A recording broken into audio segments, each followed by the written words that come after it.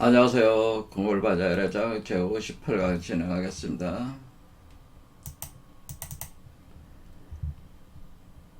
그동안 그 불경의 왕으로 알려진 화엄경을 210자로 압축을 해서 만든 화엄일선 법계도 신라의 그 의상조사가 만든 것인데, 이것을 통해서 중생이 성불하는 어떤 메커니즘을 대체적으로 우리가 살펴볼 수가 있었습니다. 그런데 현재 불교 신자들께서는 가장 널리 알려지고 수용된 반야신경을 잘 알고 계시기 때문에 화엄일선 법계도와 반야신경을 상호 연계를 시켜서 융합을 해서 그 이치가 동일하다고 하는 것을 드러내는 것이 상당한 이득이 있다고 판단이 돼서 오늘부터 화엄일선 법계도와 반야신경 간의 그 내용을 서로 연결을 해서 특히 반야신경을 중심으로 해서 해석을 해보도록 하겠습니다. 자, 화엄일선 법계도는 법으로 시작해서 불로 끝난다고 하는 거죠. 그래서 법으로 시작해서 불로 끝나는데 이렇게 도장, 그 바탕을 도장의 형식으로 해서 이걸 다른 화엄일선 법계도로 다른 말로 그래서 해인도라고 하는 거죠. 그러니까 여기서 화엄일선 법계도에서 제일 중요한 키워드라고 할 수 있다면은 그 해인삼매라고 하는 표현이라는 거죠. 능인, 해인, 삼매 중 이 표현이 제가 볼 때 가장 중요하다고 봅니다. 그래서 해인도라고 하는 것인데, 이것이 법부터 불까지 도달하는데 54, 그래서 54라고 하는 건 6954는 6954의 이치는 54하고 굽이 치면서 굽을 곱자기 때문에 54곱으로 이렇게 돌아가면서 여기서 돌아가면서 법이 불로 귀결이 되는데, 이 법도 우주의 근원이요, 불도 우주의 근원으로 부처로 돌아오는 거죠. 그러니까 우리 중생은 원래 법상 원형 무이상의 상태에서 시작한 본래 부처인데, 거기서 중생의 우리가 욕계의 우주로 우리가 태어나서 윤회 환생하는 삶을 살다가 다시 부처가 되어가지고 돌아가는, 그래서 다시 근원으로 돌아가는, 이렇게 한 바퀴 뺑 도는, 이것을 원각이다 또는 원통각이다 제가 표현을 했습니다. 지난 시간에 이런 이치를 담고 있는 거예요. 근데 그 가운데 능인해인이라고 해서 해인이라고 하는 그것이 우리가 열애장, 바로 우리 안에서 태어나는, 우리를 모체로 해서 태어나는 부처가, 요게 부처가 돼서 들어가는 거기 때문에 요것이 바로 능인이고, 요 안에서 태어나는 존재가 십불보현 대인이 돼서 다시 또 이 세상에 존재하는 중생들에게 감로, 해인의 법을 보시를 해서 이 세상 사람들도 그 자비를 통해서, 그의 자비를 통해서 이 과정을 반복해 나가는, 그래서 이 세계를 아미타 극락청토 또는 미륵불 용화 세계로 만들어 나가는 것이 화엄일선 법계도의 그 본래적 의미다, 이렇게 보면 되겠고, 이 내용 자체는 굉장히 우주론적인, 그러니까 화엄경 자체가 단순히 석가모니불에 대한 게 아니라 이 부처 세계, 불보살 세계에 대한 우주 메커니즘을 드러낸 경전이기 때문에 그런 차원에서 계속 설명을 했습니다. 그런데 반야신경이라고 하는 것은 주로 어디에 이제 초점이 맞춰지냐면은 바로 바냐바라밀다라는 과정과, 그러니까 우리가 중생이 부처되는 중생이 성불하는 하는 원리를 바냐바라밀로 표현을 한 겁니다. 바냐바라밀다. 그리고 이 과정에서의 그 핵심적인 그 키워드는 여기서 이제 공이라고 볼 수 있겠죠. 공 또는 무 이렇게 되겠죠.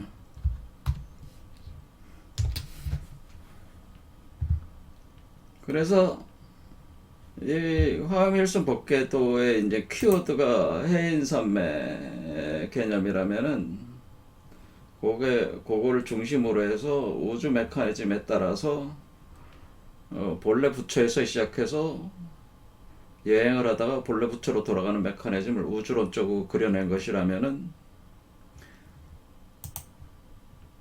그 마하바냐바라밀다 심경은 바냐바라밀다라는 과정을 거쳐서 우리 중생 속에서, 그러니까 우리 중생 속에서 열애장이 활성화돼서 성불하는 과정을 바냐바라밀다로 파악을 한 것이고, 그 과정에서 핵심적인 역할을 하게 되는 것이 바로 공이라고 하는 거죠.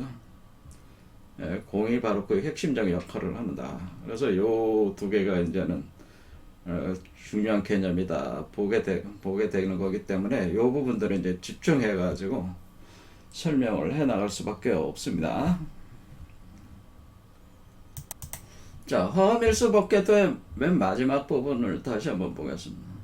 그래서 우리가 그 여기서 본래 부처인 그 중생이 본래 부처였다가 중생의 세계로 들어와가지고 이렇게 돌아와서 부처로 돌아올 때에 여기가 바로 알파면서 오메가라고 하는, 우리가 이제 기독교적으로는 알파, 오메가라고 하는 처음이자 끝이다. 그러니까 요 존재가 처음의 존재고 요 존재가 끝인 존재죠. 이렇게 하나가 되는 거니까 알파와 오메가는 결국 같은 것이다 라고 하는 거죠. 이렇게 되는 거예요. 그럴 때 우리가 이 알파가 여기 법성이 되는 거고 오메가는 부처가 되는 거죠. 그런 거죠. 알파는 법성, 오메가는 불이다라고 하는.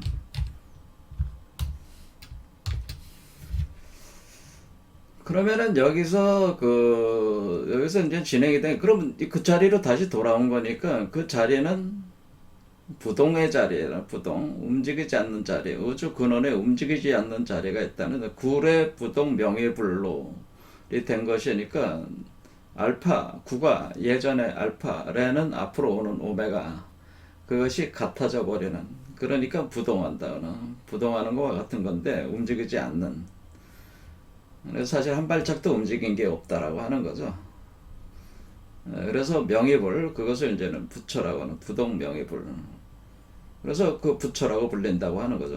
이때에 이 근본 자리가 요게 사실 공이라고 하는 겁니다. 요거를 반야신경에서는 공이라고 한다고 하는 거죠. 이렇게 이해를 하면 된다는. 그러면은 우리가 이 공의 자리가 그냥 비어 있음이 아니고, 이 공이라고 하는 것은 모든 현상계를 드러내는 그 실체가 되는 거기 때문에 공을 토대로 모든 현상계가 창조된다고 하는 거죠. 그러니까 이 모든 현상계는 공의 드러남이라고 하는 거죠. 그러니까 공 자체가 그걸 어떻게 드러내는지는 몰라도 공이라는 모든 현상계를 드러내는 창조적 실체가 공이다 이렇게 본다는. 그래서 공을 토대로 모든 현상계가 창조되니까 사실은 이 현상계는 이 공이라는 것이 꽃을 피우고 열매를 맺은 거라는 거죠. 이 현상계가. 그러니까 그것을 그래서 공화다라고 하는 거죠. 공화. 그래서 공화. 이 세계는 공이 꽃을 핀 것이, 꽃을 피운 거가 같다라고. 그리고 공이라고 하는 것은 어떤 고정된 실체가 있는 것이 아니니까, 그러니까 모든 현상계로 드러나는 거니까 이 모든 것이 공이니까 사실은 그러니까 구체적으로 무엇이 닿다 이렇게 얘기할 수 없으니까 그것을 우리가 규정할 수 없는 것이기 때문에 그것을 우리가 공이라고 하는 것인데 거기서 모든 것이 창조가 돼서 나온다는. 그런데 그렇게 돼서 나오는데 이것이 이 모든 현상에는 끝없이 생성소멸을 하고 있으니까 이것이 생성소멸을 소멸함으로 우리가 끊임없이 이 현상세계는 끊임없이 생성소멸하기 때문에 이 공을 토대로 해서 끊임없이 생성소멸해 나가는 거 아니에요. 그래서 이것은 있다가도 없어지는, 그러니까 항상 고정되어 있는 것이 아니라 끊임없이 생성소멸을 하게 되니까 결국 이것은 환이다라고 하는 환. 있다가 없어지는 거잖아요. 그렇죠. 그렇다 있다가 없어졌다가 또 새롭게 나왔다가 있다가 없어졌다 하니까 이것을 환이다, 그래서 공환이다라고 할 수 있는데 특히 많이 쓸 말이 허환이라고 하는 거죠. 허. 그러니까 공이라는 말을 허에 빗대가지고 공이 곧 허인데 비어있음인데 빌허자를 쓸 수도 있는 거죠.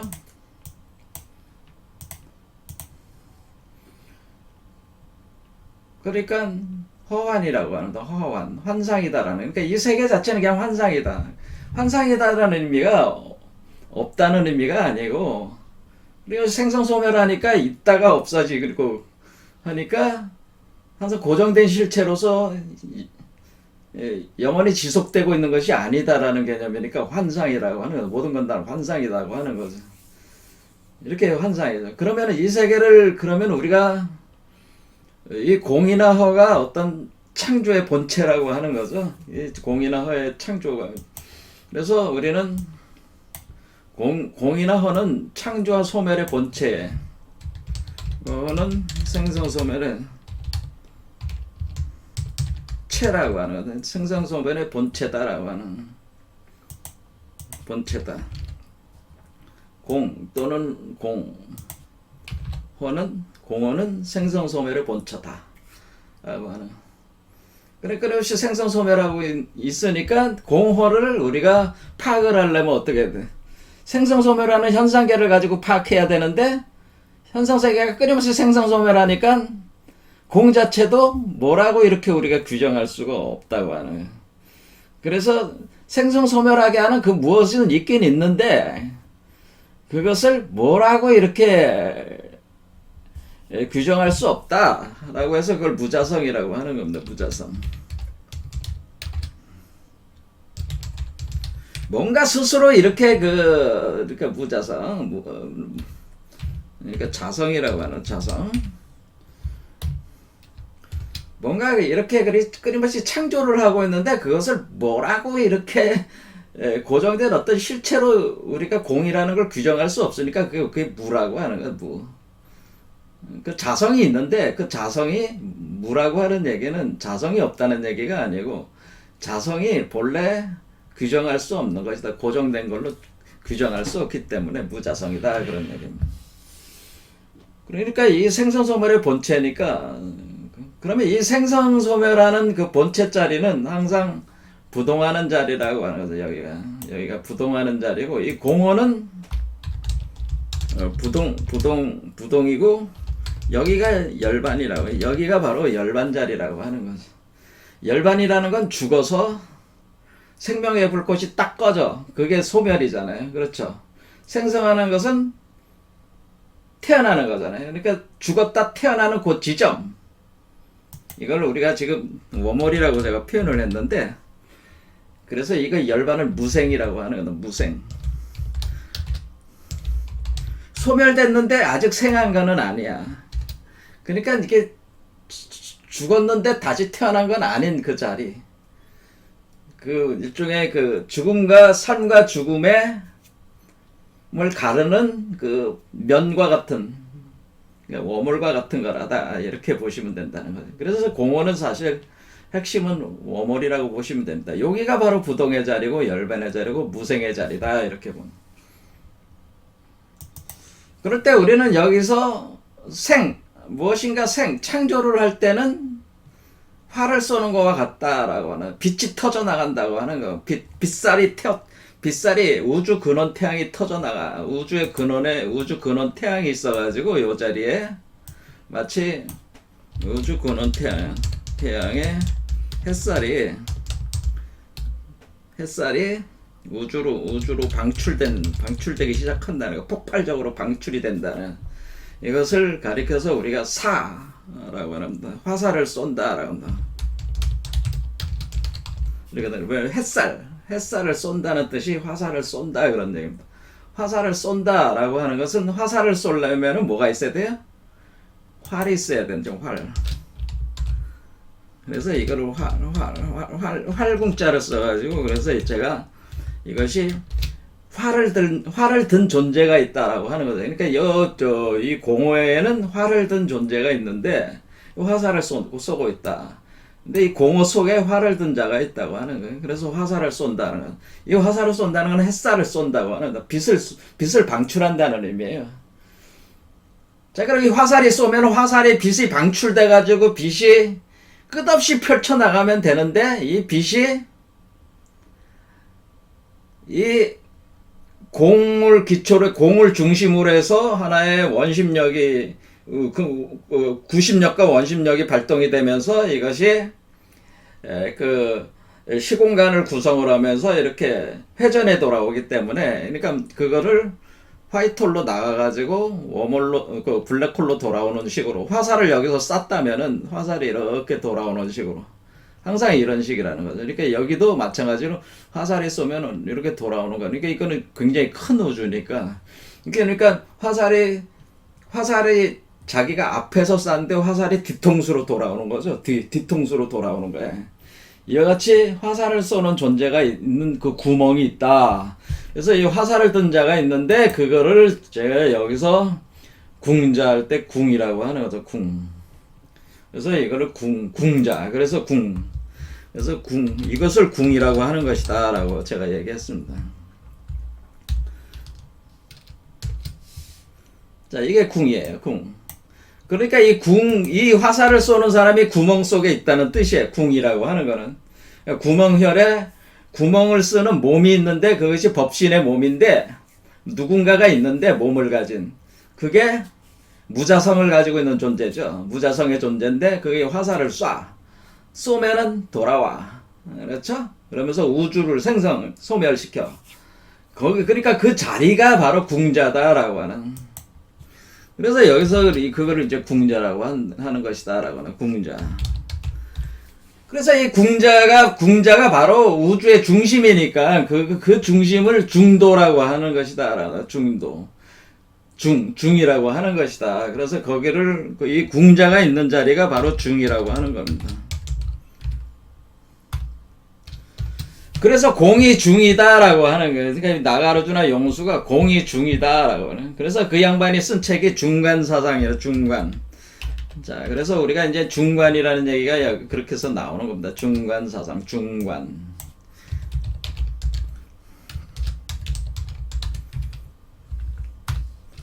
이게 이제 나가르주나 용수.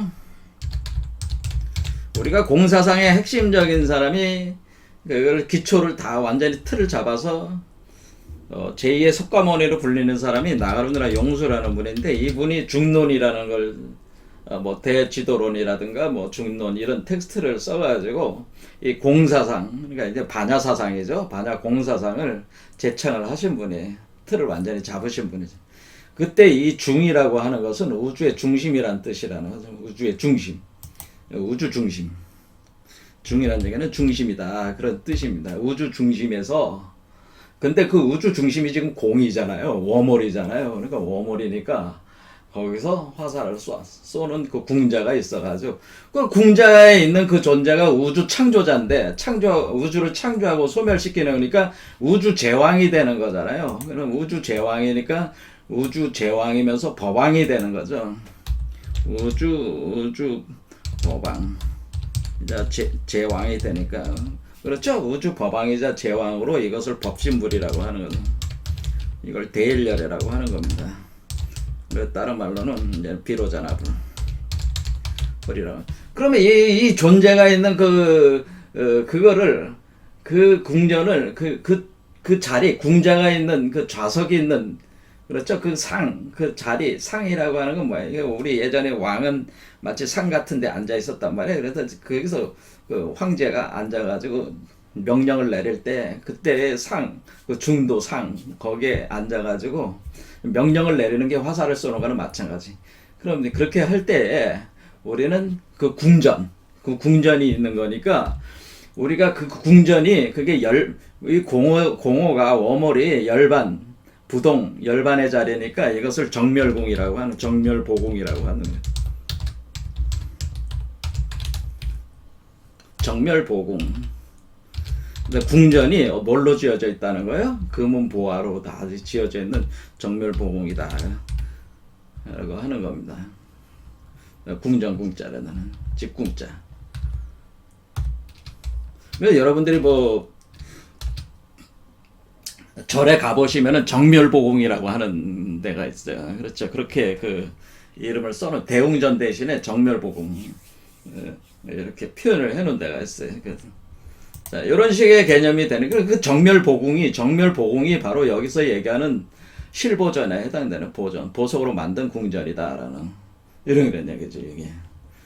자, 그러니까 이게 이제 그럼 여기서 이미 우리는 공이라는 개념이 여기서 이미 나왔고 공이 여기서 빛을 방출을 하는 그런 개념으로 우주를 창조 소멸을 하고 있다고 하는 것에 대한 개념이 여기에 이미 등장을 하고 있다. 자, 그럼 여기서부터 우리가 이제는 반야신경을 이제 들어간다고 하는 거죠. 왜 그러냐면은 반야신경의 시작이 바로 화엄일성 법궤도의 마지막과 연결이 돼서 이렇게 진행이 돼서 이해하면은 좋기 때문에 제가 지난 시간에 한 얘기를 다시 정리를 한 겁니다. 자, 그러면은 여기서 들어보겠습니다. 마하바냐 바라밀다 신경. 그래서 관자재보살 행신바냐 바라밀다시 조견온 개공 도일체 고액 여기까지 하겠습니다. 그러니까 우리가 여기 오늘은 여기 관자재보살 행신바냐 바라밀다시 조견온 개공 도일체 고액 요 부분이죠. 자, 그래서 여기서 이제는 이게 굉장히 중요한 구절이에요. 이게 물론 이게 총 270자라고 그랬죠. 본문만 260자고 마하바냐 바라밀다 신경이라는 글자가 10글자니까 총 270자인데 여기 이것들이 그냥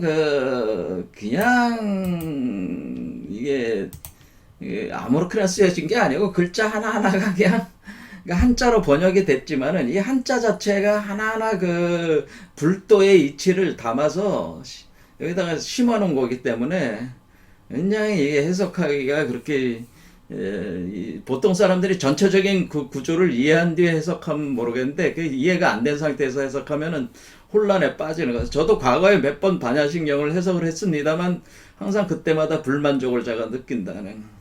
그래서 이번에 다시 또 해보는 겁니다.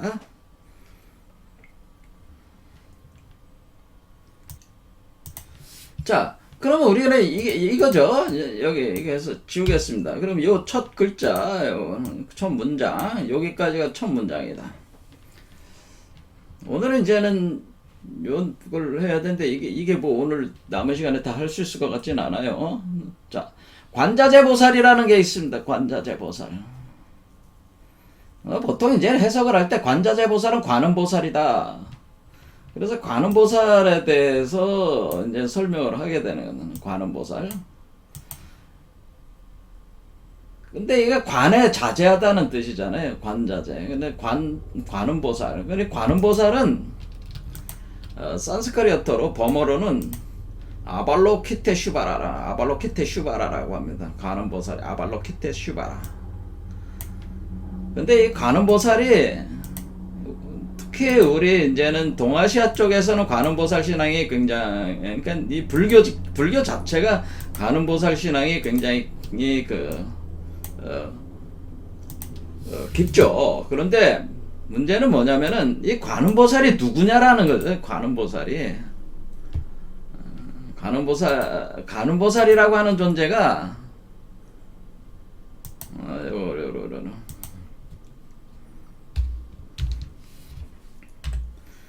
관음보살의 기원은 사실은 이거는 힌두교에서 사실 그 유래를 했다고 이렇게 보시면 돼. 관음보살에 대한 여러 가지 그 진언 중에서 천수경에 보면은 천수경에 다양한 그 나란히 진언들이 있어요. 자, 우리는 여기가 이제는 우리가 불교라는 게 사실은 이게 인도의 그 힌두교와의 그 융섭 과정이 굉장히 그 깊었다고 하는 거를 인정을 일단 해야 됩니다. 그러니까 불교가 힌두교를 어떻게 보면 힌두교의 내용성을 많이 흡수를 해가지고 자기화 시켰다고 보면 되네. 자기화 시켰다. 하지만은 그 기원은 힌두교에 기초를 해가지고 뿌리가 돼가지고 불교에 흡수가 된 게 많이 있단 말이에요. 그 중에 하나가 이 관음보살이라는 이 개념일 수가 있는데, 이것이 이제는 천수경 같은 거를 읽어보면은 여기에 주로 등장하는 신들에 대한 이름이 나오는데, 그게 힌두교 신들이 나옵니다. 우리가 왜 이제 다라니에 대해서 관심을 이제는 앞으로 가져야 되냐면은, 우리가 이게 화엄일성 법궤도를 보면은 지금 이렇게 그 화엄일성 법궤도에서 여기서 쭉 내용을 볼 때 우리가 그러면 어떤 수행을 하면은 좋은가에 대한 암시가 있는데, 그러니까 어떻게 그럼 우리가 그 중생이 부처가 될 수 있겠습니까? 어떤 방법으로 하면 좋겠습니까? 라고 이렇게 질문을 했을 때, 그럼 화엄일성 법궤도에는 그런 내용이 없는 걸로 사람들이 생각할 수 있잖아요. 그런데 그 화엄일성 법궤도에서는 여기 이렇게 써있습니다. 이 다라니 무진보라고 돼 있어요. 이 다라니라고 돼 있어요. 이 다라니. 그러니까 여기 보면 이 다라니 무진보라고 돼 있어서, 결국 이 다라니를 통해서 다라니를 가지고 바로 이렇게 근원으로 다시 돌아가는 이 중생이 부처가 되는 메커니즘을 이 다라니를 통해서 할 수 있다고 하는 것이 여기 암시가 되어 있단 말이에요. 이 다라니.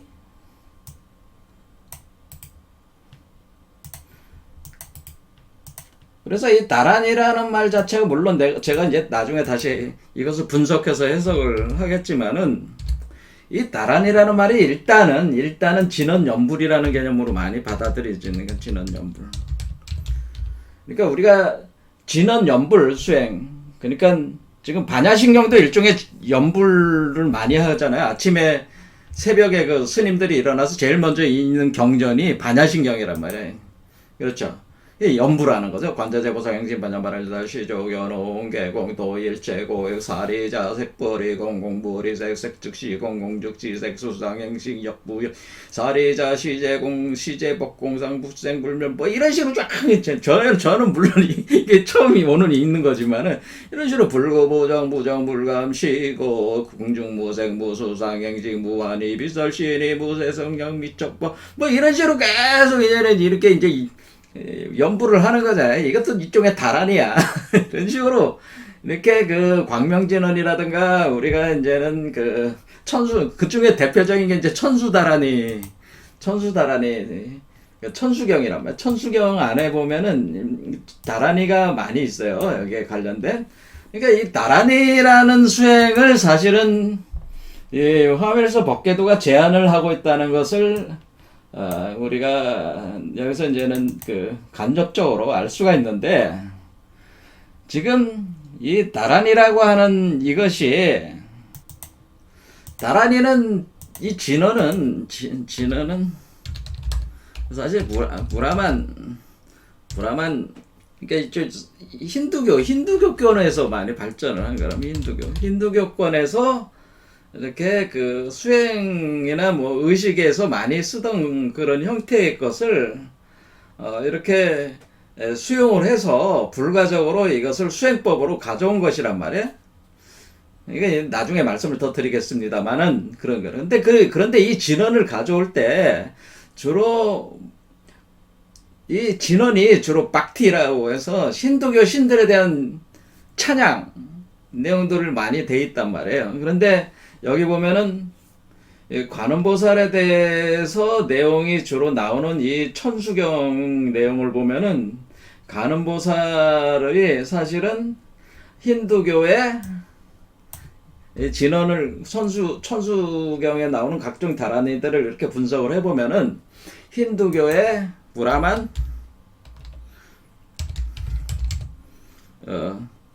비슈누, 시바라는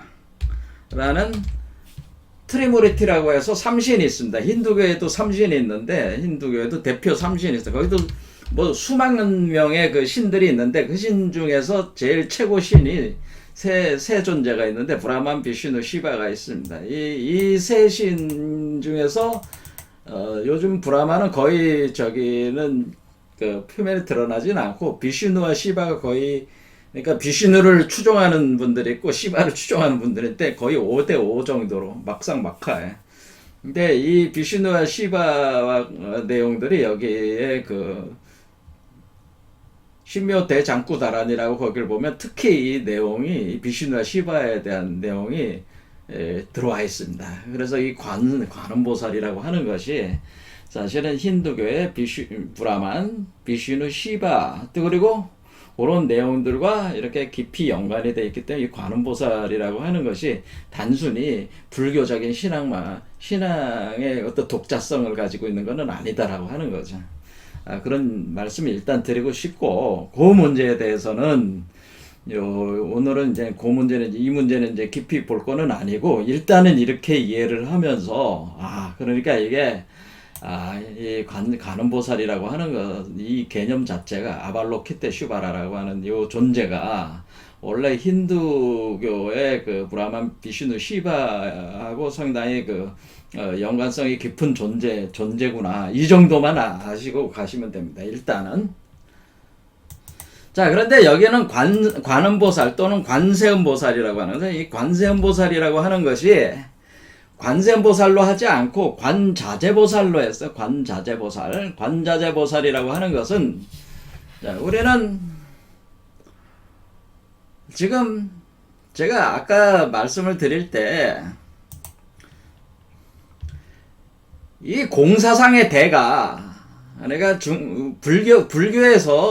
불교는 크게 그 우리가 형교라고 하는 세상에서 많이 알려진 가르침은 크게 두 개로 구분하는데, 공사상과 유식사상이라고 제가 얘기를 했었고, 과거에 공사상의 그 대가가 바로 나가라주나 용수다. 그런데 나가라주나 용수를 얘기할 때 항상 이 사람의 철학을 뭐라고 부르냐면은 중관이라고 한다라고 하는 거예요. 중관. 이 사람의 철학은 중간 철학이다라고 하는 겁니다. 중간 사상이다. 중간. 그러면 제가 이제 중이라고 하는 것은 우주 중심이다. 일단은 우주 중심이라고 생각하시면 돼요. 자, 일단 우주 중심이지만 어떤 점으로서의 중심은 아니지만은 일단은 중심이라고 생각하시면 어떤 우주 중심. 거기에 그러니까 관이니까 중관이라고 하는 게 있죠. 중관사상. 그러니까 나가라주나는 이 사람은 공사상의 대가인데, 반야공사상 대가인데, 반야공인데 그것이 중간 철학으로 알려져 있다. 그래서 반야공 중간 철학. 그러니까 지금 반야신경이라는 것 자체가 지금 나가라주나의 반야공 중간사상의 기초와 굉장히 깊은 연관성을 가지고 설명될 수 있다고 하는 걸 알 수가 있는데요. 여기서 그렇다면 우리가 중관이라는, 그러니까 우리가 여기서 관이라는 말을 중관이다 이렇게 보면 된다는 거지.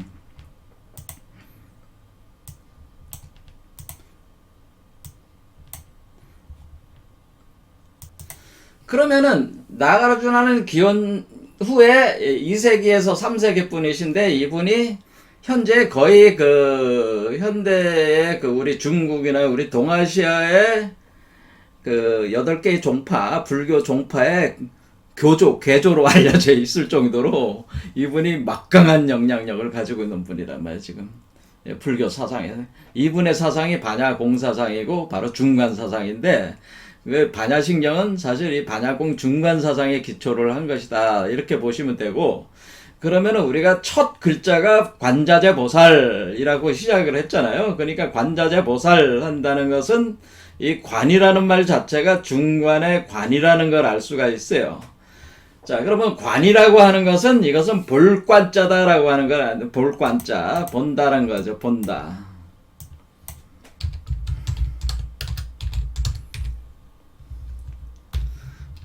볼관이고, 이거를 볼관을 이제 주역으로 이제는 우리 주역, 여러분들이 이제 주역을 보면은 뭐냐면 풍지관이라는 게 더 풍지관. 그리고 이게 이제는 지택님하고 이렇게 돼요. 지택님 이렇게 같이 이렇게 보면 되는데요. 이 관이라는 거는 풍지관입니다. 풍지관. 자, 그럼 우리가 이 볼관자는 풍지관의 관인데, 이 관이라고 하는 것은 본다는 거잖아요. 본다. 보는데 뭐가 보는 거냐면은, 여기 이 옆에 이 글자를 보면은 여러분들이 학이라든가 두루미 같은 게 하늘을 날아가면서 이 땅을 보는 거죠. 이 땅에 보면은 그 강이 있잖아요. 그러니까 여러분들이 학이나 두루미나 이런 거는 다 뭘 먹고 살아요. 강에 가가지고 강에서 물고기를 잡아먹잖아요. 그렇죠? 그러니까 물고기를 잡아먹으려고 이렇게 하늘을 쫙 날아가면서 이 그렇죠? 강을 보면서 그 물고기가 거기서 움직이는 걸 보다가 쫙 내려서 탁 낚아채잖아요. 그렇죠? 역시 풍지관이라고 하는 것은 하늘에서 새가 그 땅을 보고 있는, 그러니까 보면서 먹이를 낚아채기 위해서 이렇게 보는 그런 형태, 그러니까 관찰하는 이런 형태를 표현해 준 것이 관입니다. 관. 그런데 이 관에 자제하다라고 하는 것은, 그러니까 우리 일단 본다고 하는 거예요. 우리가 그러니까 우리가 이제는 감각기관 중에 여러분이 안이비설신이라고 해서 눈과 귀와 코와 뭐 입과 몸과 그런 다양한 감각기관으로 색성향 비촉법이라고 하는 그런 어떤 감각으로 수용을 이제는 해드리는데, 그럴 때에 우리가 주로 쓰는 감각기관이 눈이다 이렇게 생각하시면 된다. 그럼 눈인데 눈으로 본다고 하는 거예요. 본다. 보는 거를 자제하게 한다는, 자유롭게 한다는 뜻입니다. 그러면은 관자재라고 하는 것은 어떤 의미냐면은, 여러분들이 전시안이라는 얘기 많이 들어보셨죠? 전시안. 올싱아이. 그러니까 전시, 모든 걸 본다는 뜻이죠. 전시안. 이게 전시, 전체를 전시안, 눈한자를 써가지고 눈한자를 써서 전시안. 그래서 이것을 영어로 올싱아이.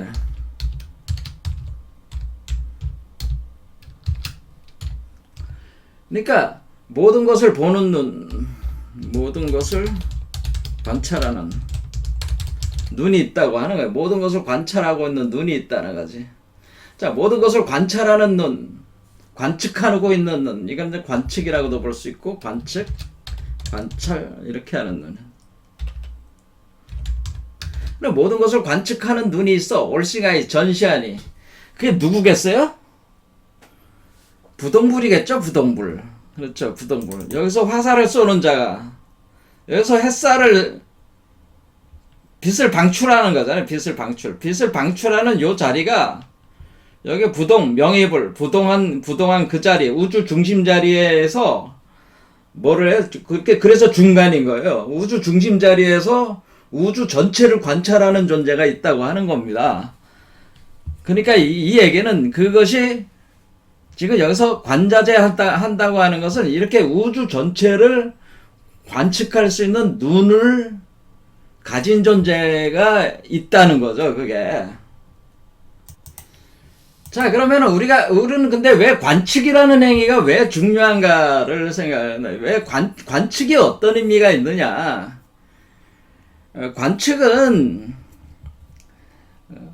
관측한다는 지금 빛으로 지금 빛을 보내고 받고 하는 걸로 우리가 이제 관측을 하는 건데, 빛을 보내고 받고 하는 걸로 관측하는 건데, 그런데 이 빛이라고 하는 것은 빛이 어우러져서 어떤 그 색상, 이미지를 만들잖아요, 이미지. 우리가 관측하는 것 자체가 빛은 무엇을 만들어요? 홀로그램을 만든다. 이미지를 만든다고 이렇게 생각해요. 홀로그램 이미지를 만든다고 하는 거죠. 근데 우리가 홀로그램 이미지를 하나의 어떤 그 형상에 대한 정보 구성, 그러니까 어떤 빛으로 이루어진 형상에 대한 정보 구성으로 본다면은, 이 정보로 구성된 걸로 본다면은 이것을 토대로 해서 만물이 창조가 되는, 이 이미지의 기초에서 에너지와 물질이 드러난다고 하는 거죠. 제 말씀은 물질이 드러나거나 드러난다. 그럴 때 우리는 이것을 빛이 방출할 땐 그런 거고, 그러니까 우리가 빛이 방사될 때는 이렇게 창조가 되는 거고, 이렇게 방사가 될 때 빛을 그러니까 우주의 전시 안에서 빛을 외부로 방출할 때는 외부 세계의 이미지가 만들어지면서 그 이미지에 따라 가지고 그 에너지가 흐르면서 그 물질화되는 그런 형상이 일어나는 거고, 여러분들이 이 빛을 방출한 것이 반사돼서 돌아오면 어떻게 돼요? 돌아오면은 그 창조된 것들이 소멸돼 들어가는 거죠. 그러니까 빛을 방사될 땐, 빛을 흡수할 때는 대상이 소멸된다고 하는 겁니다. 대상이 소멸된다. 그러니까 우리가 빛을 방사할 때는 창조하는 거고, 빛을 흡수할 때는 대상이 소멸하는. 이 방사된다고 하는 것은, 이것은 화이트홀 쪽이고, 흡수한다고 하는 것은 소멸시킨다고, 블랙홀 쪽이라고 이렇게 보시면 되는 거죠. 그러니까 이렇게 이 전시안이라고 하는 이 관측행위 자체가 우주를 정보화시켜가지고 정보화된 우주로 만들어서 그 정보화된 우주를 기초로 해서 물질 현상계가 드러나게 하는 그런 기능을 하는 게 바로 관이라는 행위라고 하는 겁니다.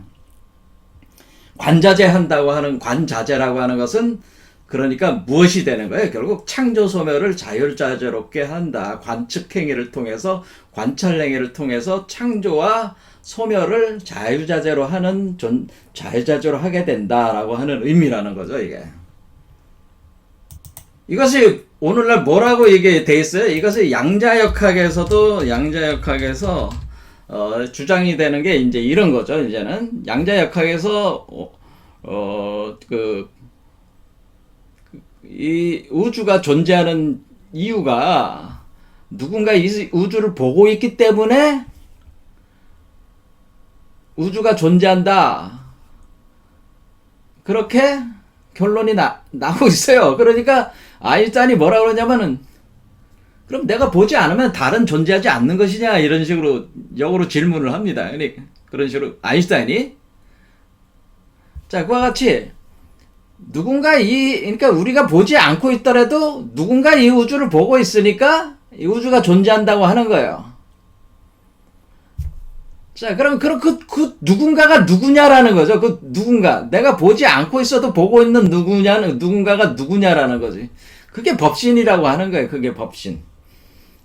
그래서 양자역학에서, 그래서 존 아치볼트 힐러는 아주 위대한 과학자가 있습니다. 여러분들 검색을 해보시면 나오겠지만 여기서 it from bit이라고 해서 이분이 제시한 게 it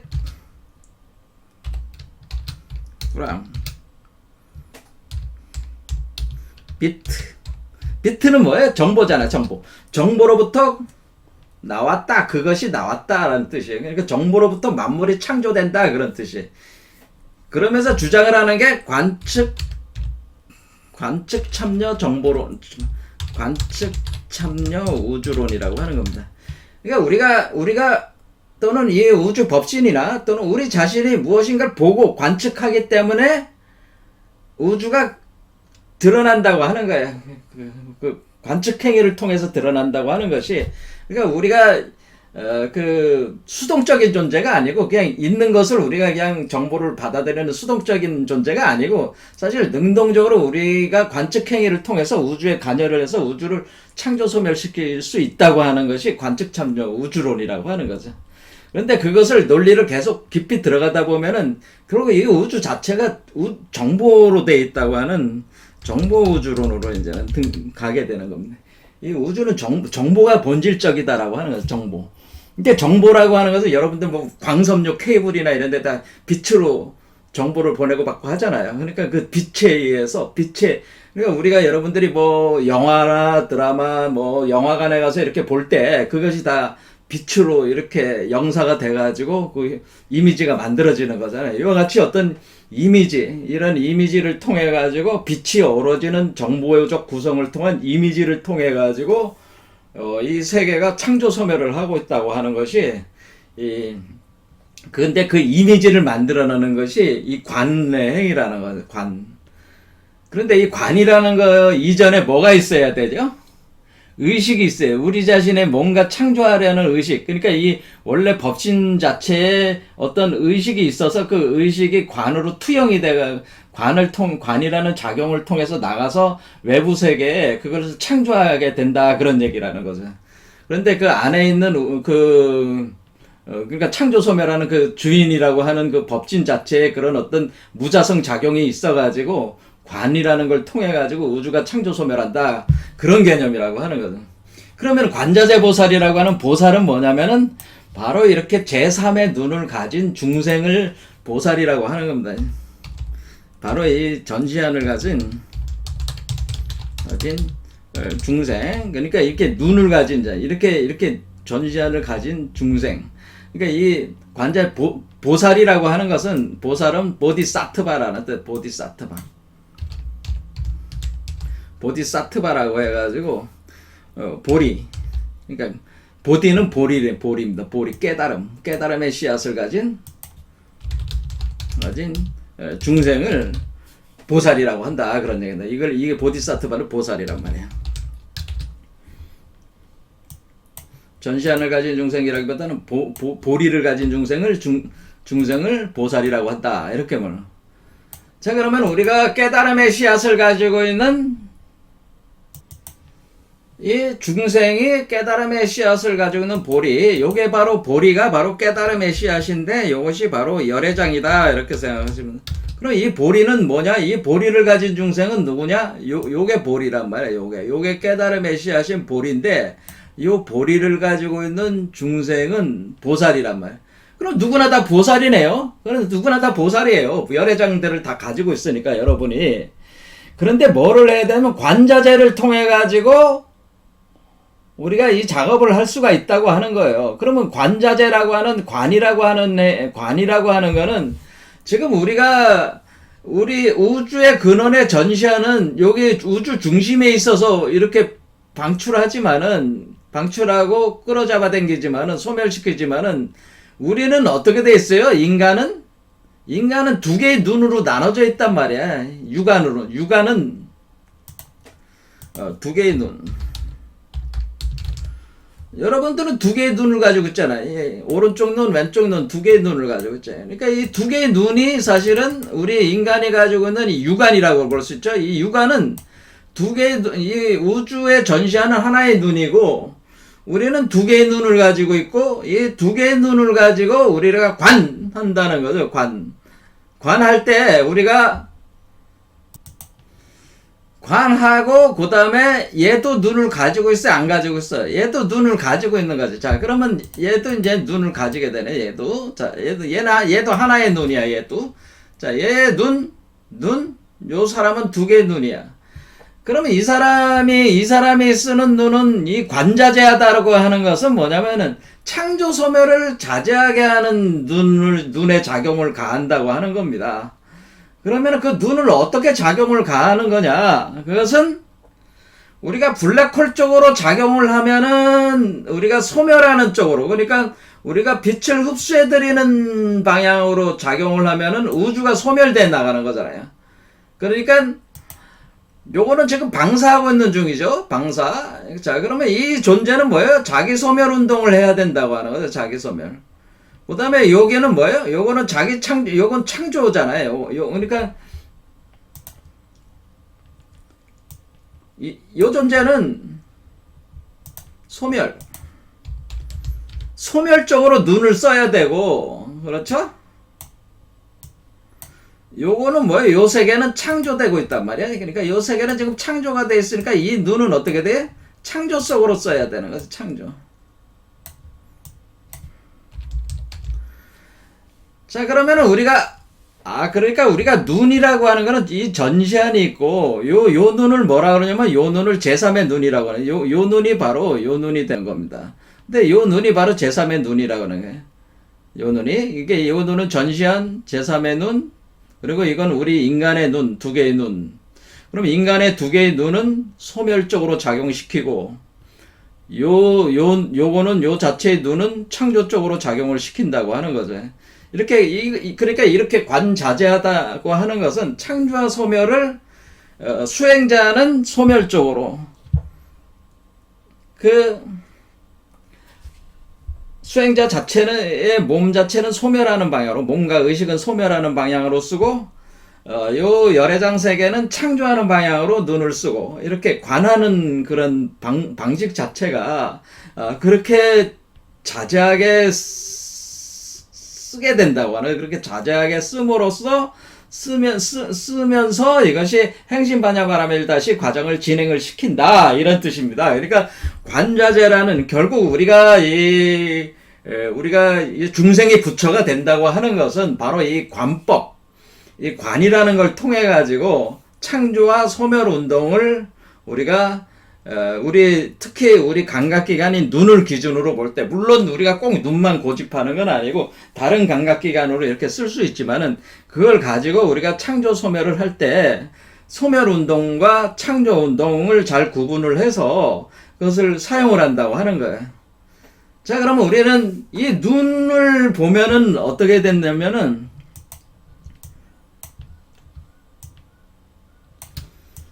보면은 이 눈이, 여기 보면 요게 동공이에요. 요게 공.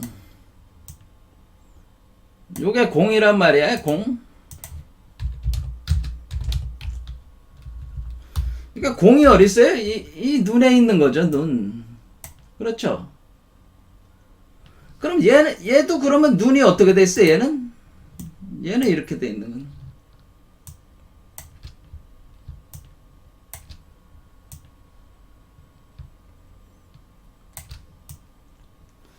얘는 뭐야? 이게 오른쪽 눈, 왼쪽 눈. 네? 오른쪽 눈, 왼쪽 눈. 이런 식으로. 그렇죠. 눈이 두 개잖아요. 그렇죠. 이런 개념이야.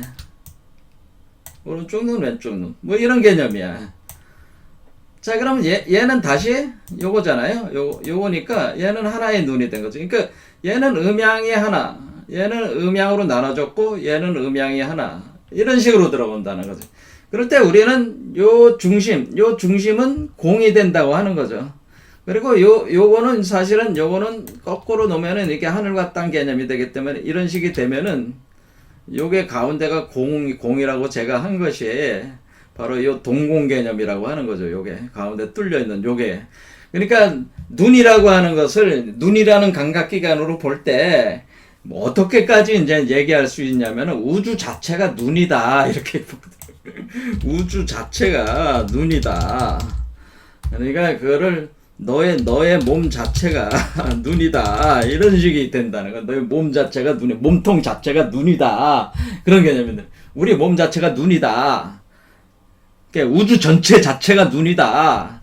그 다음에 이것 자체도 눈이다. 이렇게까지 이제는 점점 갈 수가 있는데, 지금 이제 시간이 많이 지났으니까 이 정도까지 하겠습니다. 어쨌든 간에, 왜 간자재보살이라는 것이 이게 맨 앞에 나오는 거냐? 그것은 우리가 이 관이라고 하는 이 작용 자체, 뭔가 시행, 본다고 하는 건 내용 자체가, 본다고 하는 것 자체가 사실은 양자역학적으로는 관측 참여 우주론 개념이 돼서 정보를 구성을 해가지고 이미지 홀로그램을 만들어서 실제적인 물질 현상계를 창조하는 행위에 작용 개념 자체가 관이라는 행위를 통해서 진행이 된다고 하는 거예요. 관. 이것이 이제 나중에 우리가 수행적 개념으로는 이것을 그래서 우리가 윗바사나라고 하는 겁니다. 이 윗바사나. 이것이 요 관법 해가지고 윗바사나. 윗바사나라고 하는 빗바사나 또는 빗바사나. 빗바사나 수행법. 그러니까 관법이라고 하는 요 빗바사나 수행법과 관련이 있는 것이다라고 하는 거예요. 그러니까 여기 앞에 있는 구절들은 사실은 관법이라는 관법을 통한 빗바사나 수행법을 통해서 이 수행을 깊이 들어가는 과정을 사실 설명을 한 것이다. 그런 얘기예요. 그런데 그것을 아주 세밀하게 이렇게 분석을 해 나가면은 왜 우리가 그 관법 수행을 해야 되는가?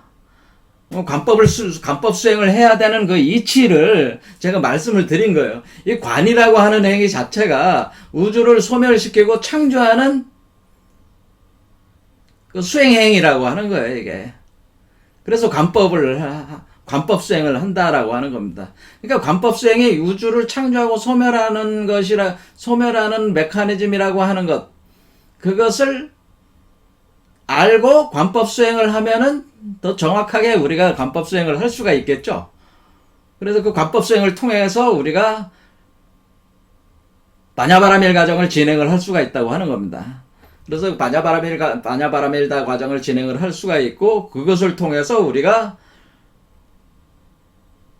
오음개공한다는 건 우리 자신을 완전히 다 소멸시키면서 우리가 이것을 새롭게 창조하면서 일체고액, 그러니까 도일체고액, 이 고통의 세계를 넘어간다. 이것이 이제 가능하다는 거죠. 그러니까 여기서 제일 중요한 게 사실 뭐예요? 일단은 우리는 이 관법이라는 행위 자체가 왜 중요한가? 이 빗바사나라는 게 과연 무슨 의미냐라는 거를, 여러분들이 좀 더 깊이 이해를 해야지만이 우리가 뭐 수행을 하더라도, 이런 이치를 통해 가지고, 제대로 접근을 할 수가 있다고 하는 거죠. 자, 오늘 여기까지 하겠습니다. 감사합니다.